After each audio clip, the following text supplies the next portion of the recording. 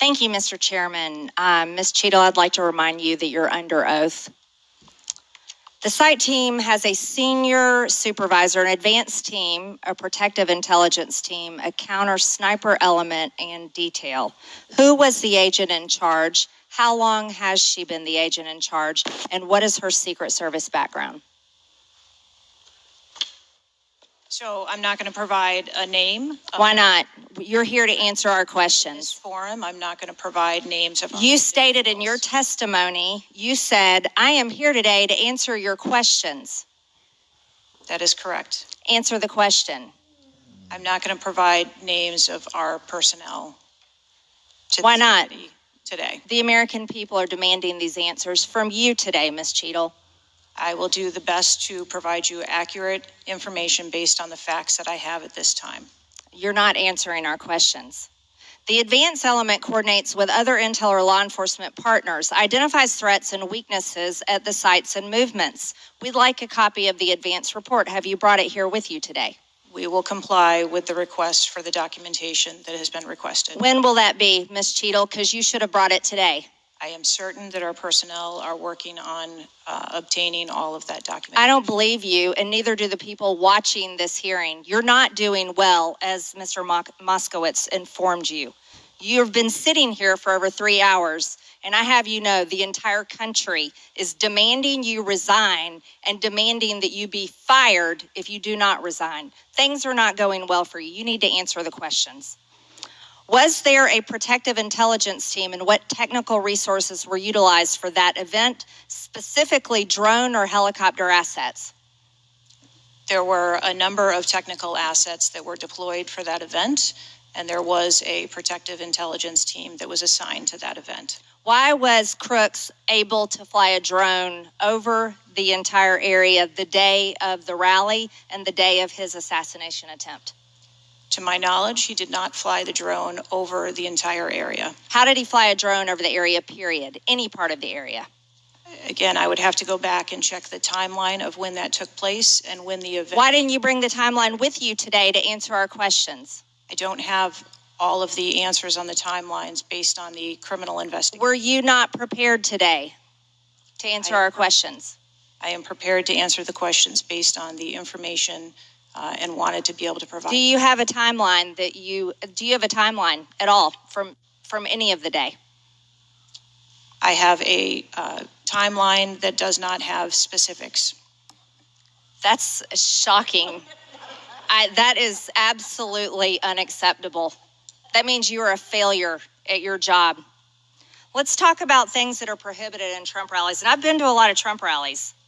Backpacks and bags, bicycles, firearms,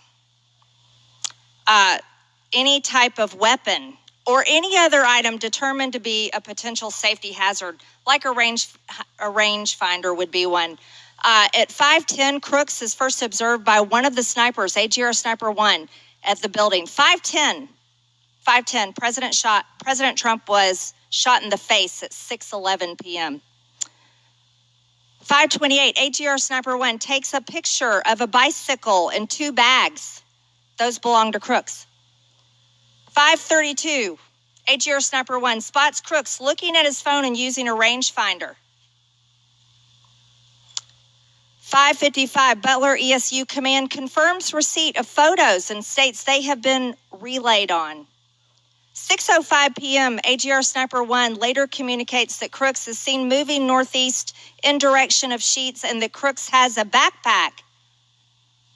2 minutes before the shooting, while President Trump has been allowed to take the stage, people see Crooks laying on his stomach in a sniper position on the roof, and they're yelling he has a gun, and they are trying to alert law enforcement and Secret Service.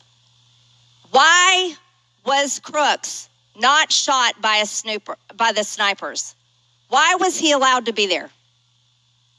As soon as the individual was identified as a threat, they were... No. What do you consider to be a threat? A man with a gun laying in a sniper position, a man that had a backpack, a man that had a bicycle, a man that had a rangefinder. At what point is he determined a threat? An individual with a backpack is not a threat.